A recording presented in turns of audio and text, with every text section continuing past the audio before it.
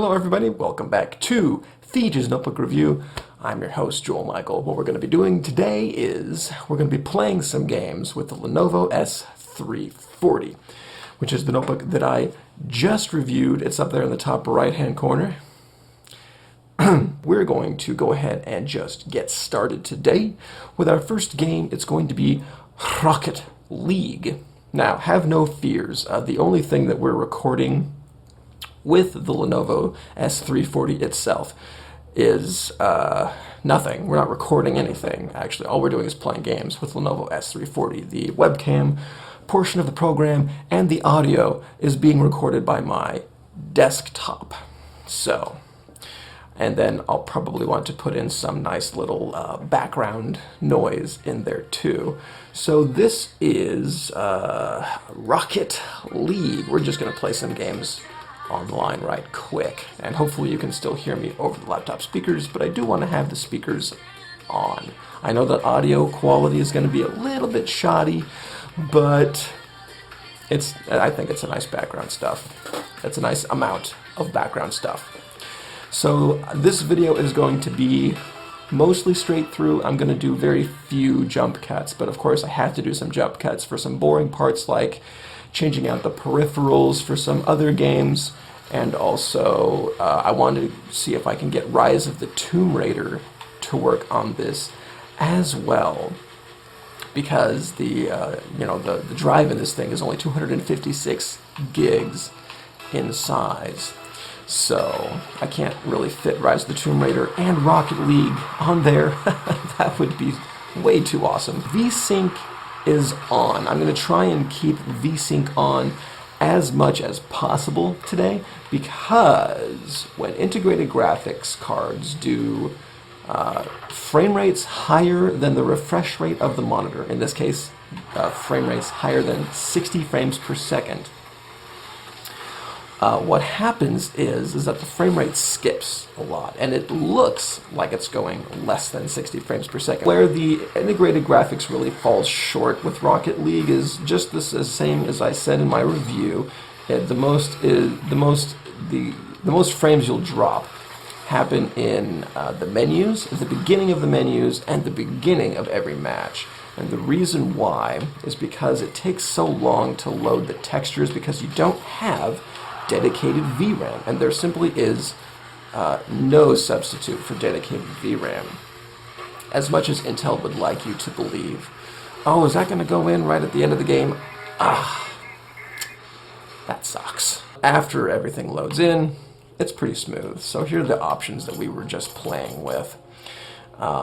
So 720p full screen, this is where the render quality comes into play. It's high quality, which means it is actually displaying 720p as it is. We have life shafts and lens flares turned on, along with weather effects and transparent goalposts. Everything else was pretty much set to performance.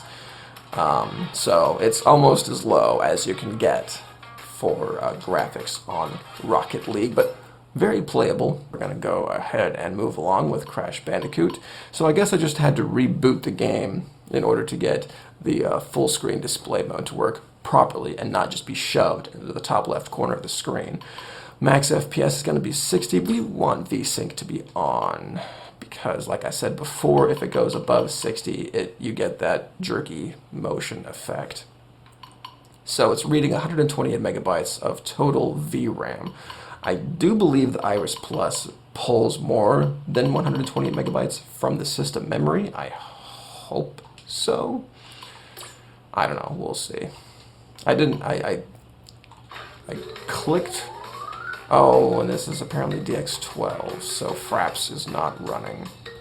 Well, let's see if I can get MSI Afterburner on here. Now, that is going to give us a frame rate. Okay, cool. And we can see it in the video. Excellent. All right. So, we're just going to go ahead and play the next map here. We're almost getting 60 frames per second, but not quite. As you can see from the graphics options, lowest of the low, 720p, with VSync on. So, and I just died. Awesome. So this is where integrated graphics pretty much falls well short of the line. of acceptable graphical performance. Sub 60 frames per second in the lowest details possible. If you are going to want to have a smoother experience, you have to upgrade your machine. Because I don't really recommend anybody play a game at a lower resolution than this. And this is just one stage of the game. This does not speak for all stages of the game, but I think this is a good assumption that you can make that other other stages will not perform as well. I think this is a good baseline performance analysis. So of course the loading screens, you get 60 frames per second, but all you're rendering is that dude's face. So it should be pretty easy to get 60 there. So that's Crash Bandicoot. Let's go ahead and quit out of that game. And we're going to boot up something else. And hopefully something else that uses the controller, because I don't want to have to switch out my peripherals just yet. Ooh, low spec mode. Ooh, interesting. I like that. Arcade edition. Not ultimate, because I'm cheap. There we go. Oh, locked people. Awesome. Akuma locked. Chun-Li not locked. I like to play with sexier characters, so let's start with Cammy. Tracksuit Cammy. Just default. Let's see. Oh, too many options in this game. Whatevs. Just whatever the default is, I'm cool with. I just want to see how well the game runs. And MSI Afterburner is not working either here, apparently. Apparently that's a DirectX 12 thing. Maybe it's a low spec mode thing. Wow, this is actually really smooth. I like low spec mode. So this we're getting pretty lucky on, I think. Not all games have low spec modes, but this is running full 60 frames per second all of the time, so yeah, okay. That's fine. Okay, so this is Road Redemption. I featured it in my last episode of the Game Train, which you can see right up there, as I'm pointing to the right corner this time, your right corner. We're just going to go through a campaign, start at level 1, whatever. We'll go through a few levels of this game. As you can see, with the loading, it takes our frame rates down again. So this is also a preset with a very low details setting. We're getting... Wow. Yeah. This is more than what I was getting last night, that's for sure.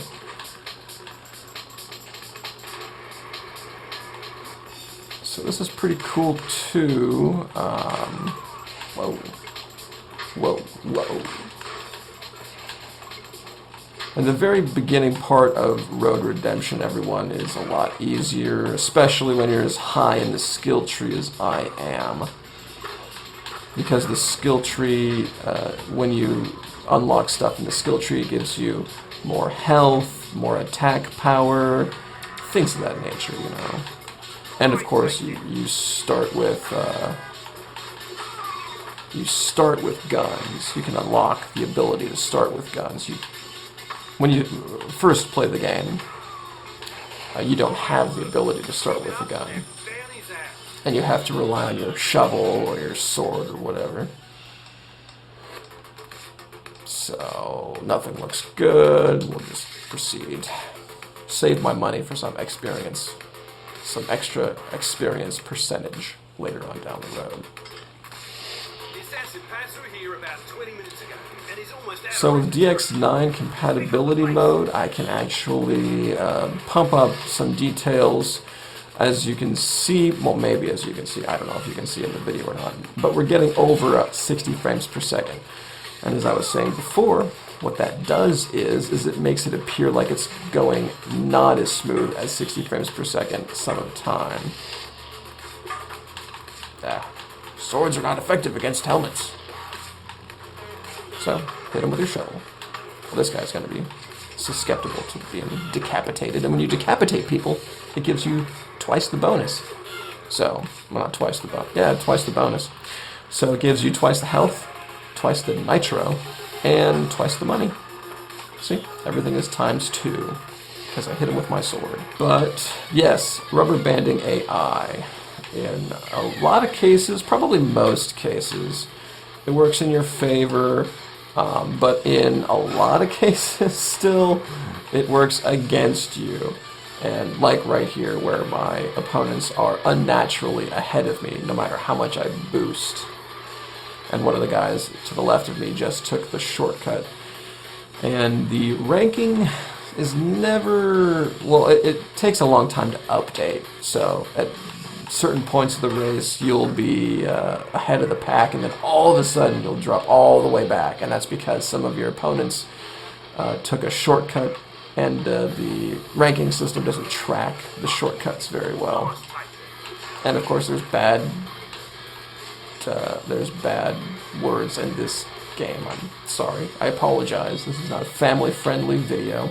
Hopefully none of my ranked opponents are like that guy is around me. Oh, there we go.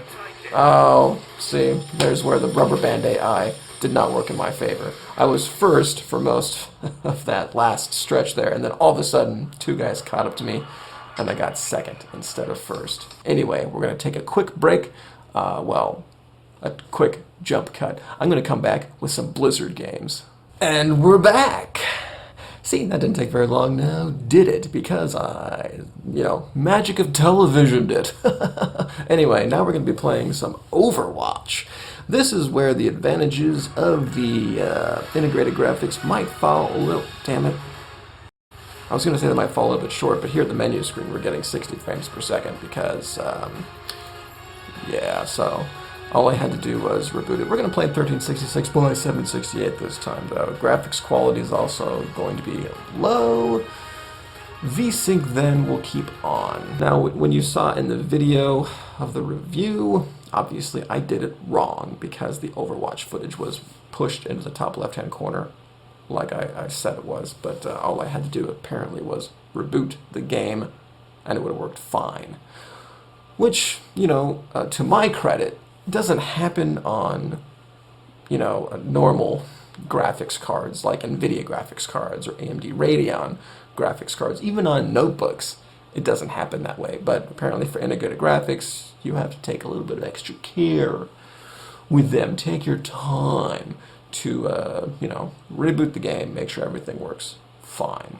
And apparently the loading screen is absolutely no indication. Did you see that slight skip in frames when I made my first shot? Because I certainly felt it. Felt something sticky on my mouse, but apparently the stickiness is just on my finger. I think it's from my platform that I got. Nope. Yeah, well, okay, yeah, the stickiness is on my finger, but I don't know. Oh, there's a little bit of glue. My mouse. Okay, so as you can see, the frame rate is, at first, it kind of skips around when it's loading new textures. Now I have to remember how to play and talk at the same time. It's a lot easier to play and talk at the same time when I'm playing Rocket League, but Overwatch? No, not quite as easy. Frame rate's going pretty smooth now that most of the effects have been loaded. I hope we're just defending and not trying to attack, because if we're trying to attack, we're probably not going to be able to do a very good job, because they have the most distracted medic on the internet right now. But they don't know that. It's the beauty of the internet. So you never know when you also will be playing with someone who's trying to make a YouTube video and talking at the same time and not paying attention, at least not as well of attention as they should be paying. So be nice to people, okay? This isn't just like the difference between like 60 FPS and 120 hertz. This is like a difference between playability and non-playability. This is bordering on playability right now. I mean, it's playable, but it's not that great of an experience, and I kind of feel sorry for people who have to put up with this crap. Like I do say in the review of the Lenovo S340 in the conclusion section for the casual gamers. Oh, that was a bad skip. Ooh, that was terrible. But anyway, as I was saying, Best Buy does have good deals on gaming laptops, capable gaming laptops, about once a month. No, you shall not die. About once a month, Best Buy has a pretty good gaming laptop on sale for just $500.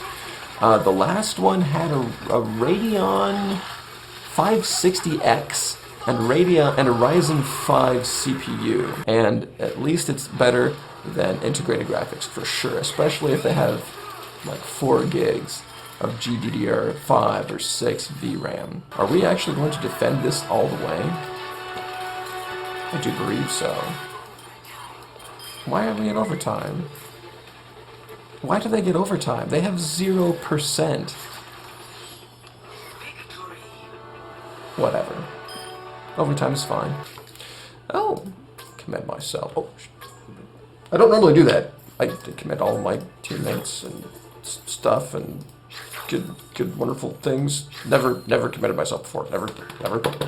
Get out. Let's dive into some Diablo now. Long story short, too long didn't read. We're at 720p now with VSync on and low effects on. We're gonna see if we can get 60 frames per second constantly on the Lenovo S340 with Iris Plus.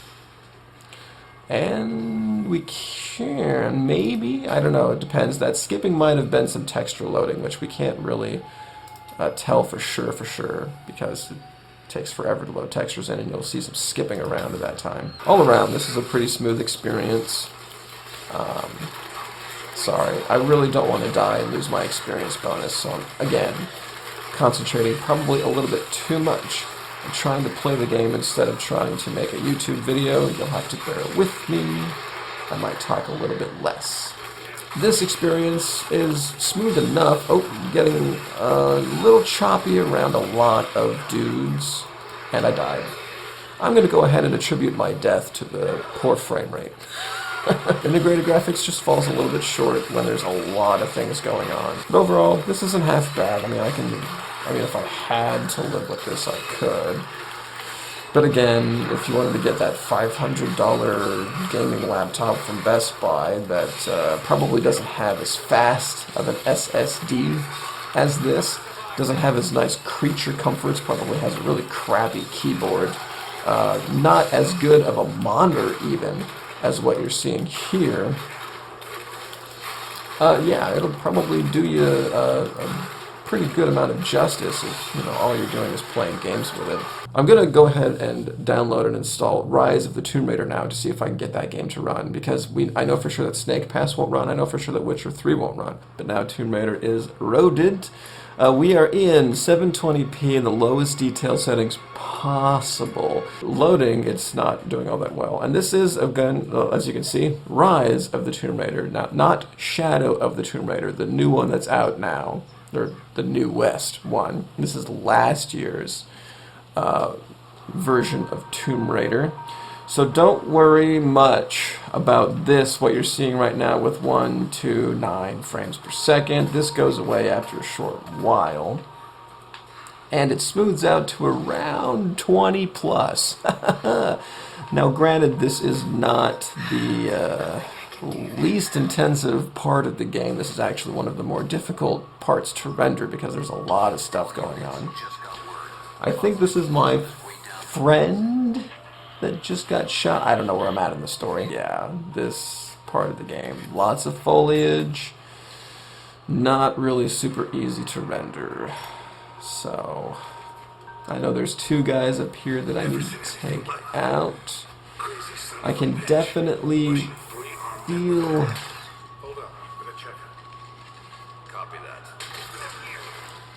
I can definitely feel that the frame rate is affecting my ability to shoot things here. So let me see here. There we go. Got that guy.